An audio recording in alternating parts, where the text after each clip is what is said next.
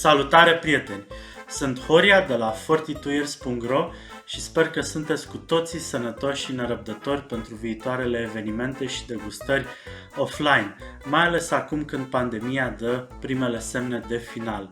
Și astăzi vom vorbi despre Saperavi, un cunoscut soi georgian vinificat ca vin roșu de către Crama Ichel, un producător tânăr de tip butic aflat nou pe piața din România. Numele său provine de la râul omonim, aflat la mai puțin de 30 de kilometri distanță nord-est de capitala Chișinău. În timpurile străvechi, cursul râului Ichel împărțea o pădure care, în vreme de restriște, oferea momente de răgaz locuitorilor din împrejurimi.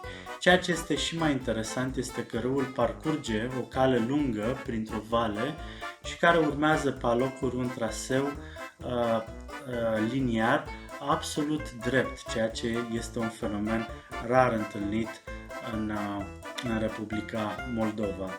Saperavi este cel mai cunoscut soi din Georgia și aici mă refer la țara din Europa din Est, cu capitala la Tbilisi și nu la statul american, de unde provine Little Richard.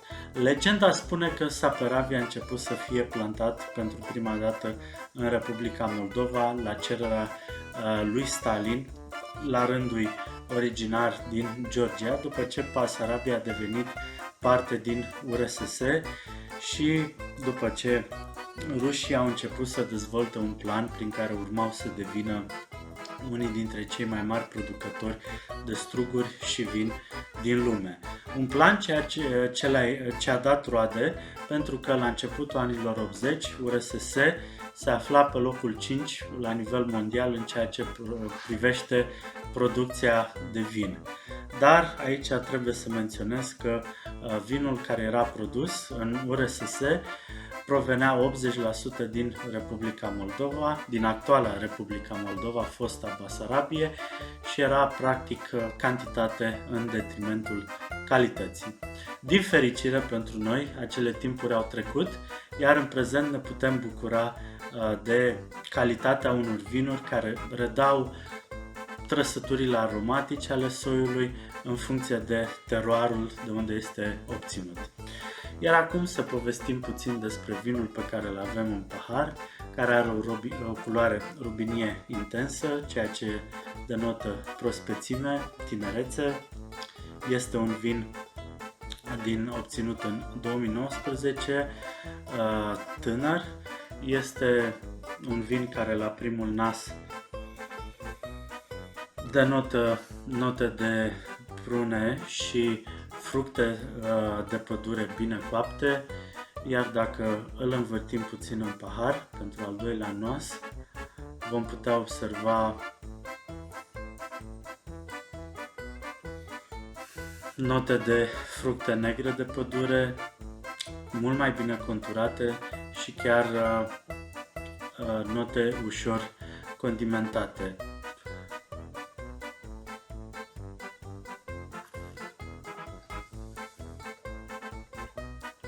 Gustativ, vinul este sec, plin, catifelat, cu note aromatice fructate. Vinul are un corp mediu, foarte delicat, rotund și extrem de expresiv.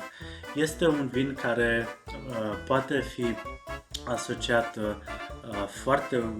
foarte ușor cu preparatele din carne roșie, cu ciupercile la grătar sau chiar cu brânzeturile maturate.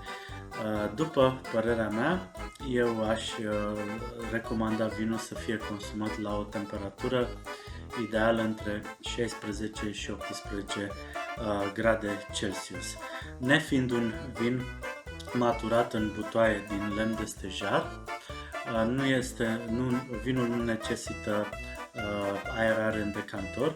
În schimb, o perioadă petrecută de 5-10 minute în pahar va fi mai mult decât suficientă pentru a se deschide la adevăratul său potențial.